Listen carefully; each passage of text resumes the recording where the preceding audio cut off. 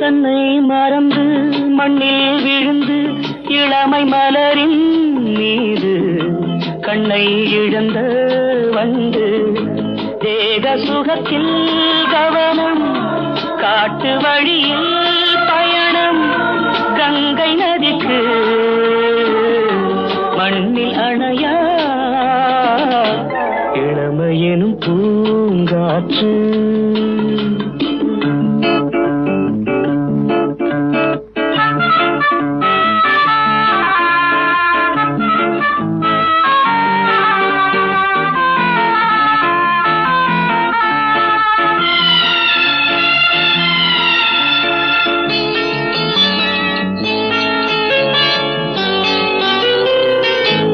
அங்கம் முழுதும் பொங்கும் இளமை